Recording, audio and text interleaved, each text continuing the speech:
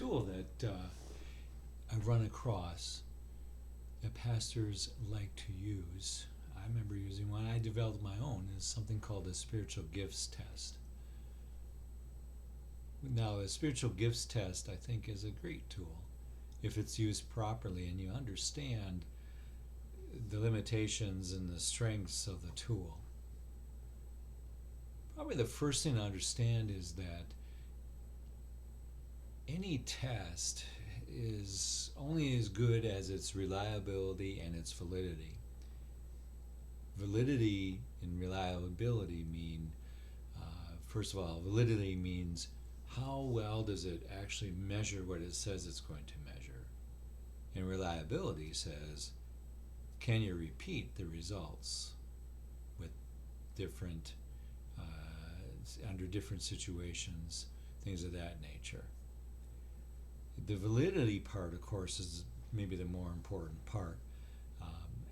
And what I have found is that the spiritual gift tests I have seen anyway do not do a lot of research behind how valid they are. I think because we're talking about in the field of Christianity or evangelical Christianity, people just put together a test. They use personality traits that we assume match with specific gifts. For example, prophet, the gift of prophecy. Some questions on that spiritual gifts questionnaire or test would be things like, are you opinionated? Or do you have no problem telling your opinion? Do you like to correct people? Things of that nature. Things that, for whatever reason, we've associated with prophet. The problem with these inventories, and actually any inventory, a personality inventory, some of you are familiar with like the Myers-Briggs, the DISC, which is regarding teamwork. All of these do not have a lot of research behind them.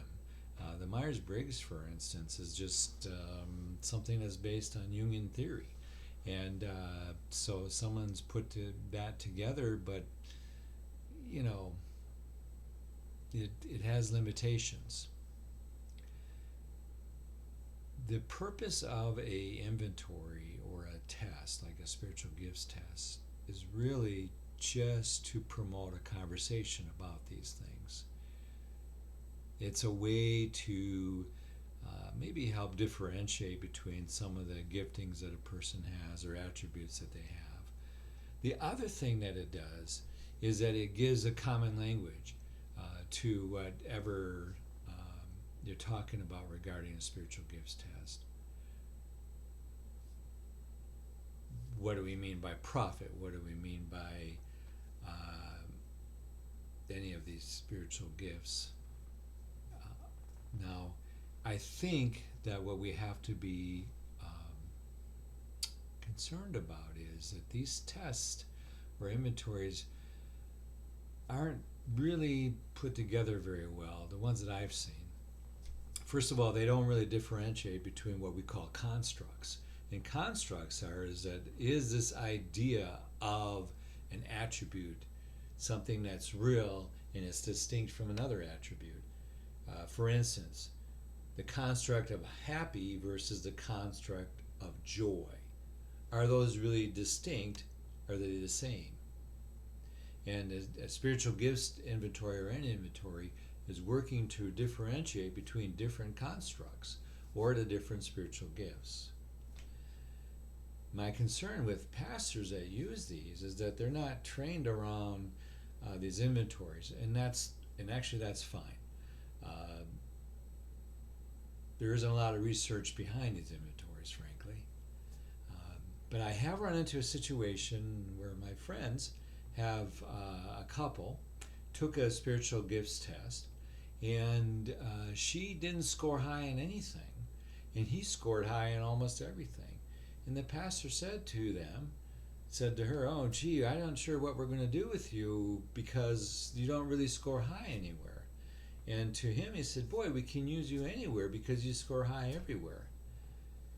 This was frustrating for me to hear because all that score indicated was a reflection of what she thought of herself and what the husband thought of himself.